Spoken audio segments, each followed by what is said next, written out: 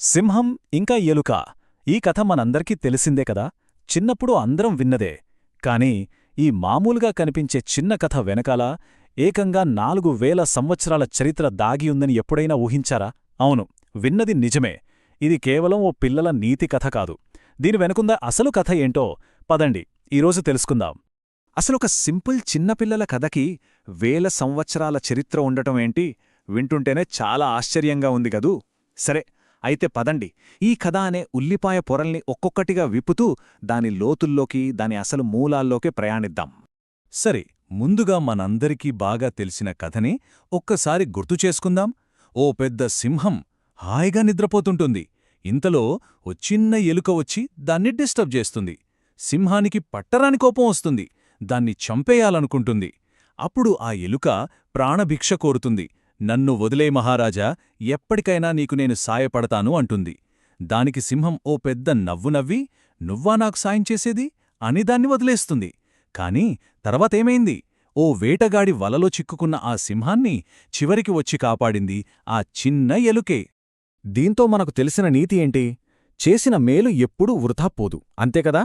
కాని ఆగండి, కథ ఇక్కడితో అయిపోలేదు. నిజానికి అసలు కథ ఇక్కడి నుంచే మొదలవుతుంది. సరే, ముందుగా మనందరికీ బాగా పరిచయమైన ఈ కథ గురించి, దాని పాపులర్ వర్షన్ గురించి మాట్లాడుకుందాం.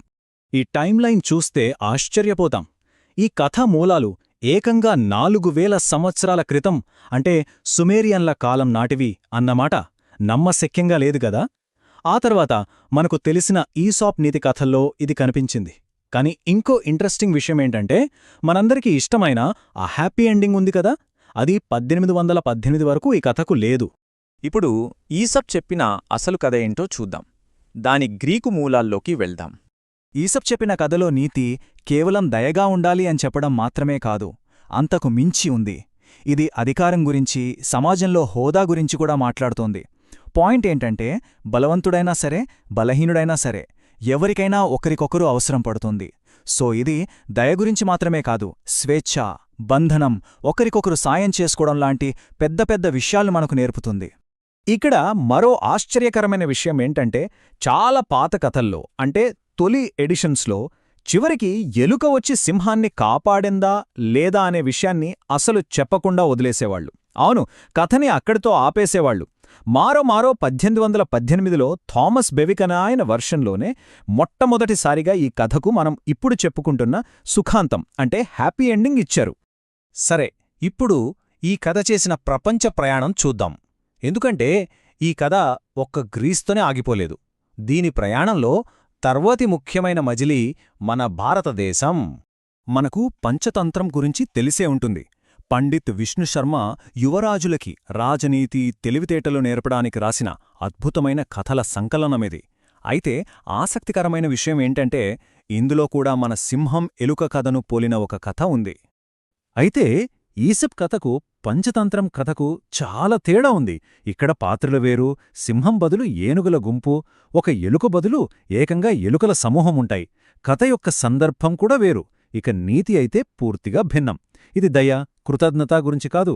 ఇది స్నేహం, ఇంకా చెప్పాలంటే ఒక స్ట్రాటజిక్ అలయన్స్, అంటే వ్యూహాత్మక పొత్తు గురించనమాట. ఏనుగుల గుంపు తమ కాలనీని తొక్కకుండా ఉంటే, అవసరమైనప్పుడు మేం మీకు సాయం చేస్తాం అని ఎలుకలు ఒక ఒప్పందం చేసుకుంటాయి. అన్నట్టుగానే ఏనుగులు వలలో చిక్కుకున్నప్పుడు వచ్చి కాపాడతాయి.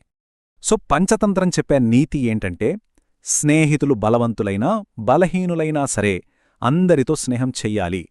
ఇక్కడ దయ, కరుణ కంటే కూడా వ్యూహానికి, తెలివైన పొత్తులకు ఎక్కువ ప్రాధాన్యత ఇచ్చారు. చూశారా, కథ యొక్క మూలం దాదాపు ఒక్కటైనా సరే, అది పెరిగిన సంస్కృతిని బట్టి దాని నీతి ఎంతలా మారిపోయిందో. ఇప్పటిదాకా కథ బాగానే ఉంది కదా. ఒకచోట దయ, మరోచోట స్నేహం, అంతా పాజిటివ్గా ఉంది. కానీ ఆగండి, ఈ కథకు ఓ డార్క్, వ్యంగ్యాత్మకమైన సీక్వెల్ కూడా ఉంది. అవును, అది వింటే బహుశా షాకవుతారు. సరే, ఇప్పుడు కథలో ఓ పెద్ద మలుపు చూడబోతున్నాం. ఈ రకమైన కథలను యాంటీఫేబుల్ అని పిలుస్తారు. అంటే ఏంటంటే, అసలు కథలో ఉన్న నీతిని పూర్తిగా తలక్రిందులు చేసేలా, దానికి పూర్తి వ్యతిరేకంగా చెప్పే ఒక కథ అన్నమాట. మన సింహం ఎలుక కథకు కూడా సరిగ్గా అలాంటి యాంటీఫేబుల్ ఒకటి ఉంది.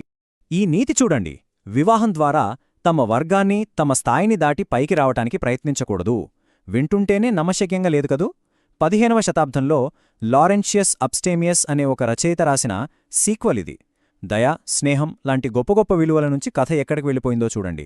ఏకంగా సామాజిక వర్గాల గురించి, క్లాస్ డిఫరెన్స్ గురించి హెచ్చరించే స్థాయికొచ్చేసింది.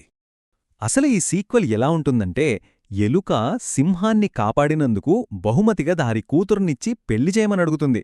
సింహం కూడా సరదాగా నవ్వుకుని సరే అంటుంది. పెళ్లి కూడా జరిగిపోతుంది. కాని అసలు ట్విస్ట్ ఇక్కడే ఉంది. పెళ్లి జరిగిన మొదటి రాత్రే ఆ సింహం కూతురు అంటే కొత్త పెళ్లి కూతురు పొరపాటున తన చిన్న భర్తైన ఆ ఎలుక మీద కాలు వేసి తొక్కేస్తుంది. అంతే, కథ సమాప్తం. పాపం ఎలుక అక్కడికక్కడే చనిపోతుంది. ఎంత విచిత్రమైన ముగింపు! అంటే ఎవరి స్థాయిలో వాళ్ళుండాలి, అత్యాశకు పోకూడదు అని హెచ్చరిస్తోందన్నమాట ఈ కథ. సరే, ఇన్ని వెర్షన్లు, ఇన్ని ట్విస్టులు చూశాం. మరి ఈ రోజుల్లో, ఈ ఆధునిక ప్రపంచంలో ఈ సింహం, ఎలుక కథకున్న ప్రాముఖ్యత ఏంటి? దాన్ని ఎలా చూస్తున్నాం? నిజానికి ఈ కథ ఇంకా మన మధ్య బతికే ఉంది. కేవలం పుస్తకాల్లోనే కాదు సుమా. ఒకప్పుడు అంటే 1844లో ఒక ఐరిష్ నాయకుడి విడుదల గురించి చెప్పడానికి రాజకీయ కార్టూన్లల్లో దీన్ని వాడారు.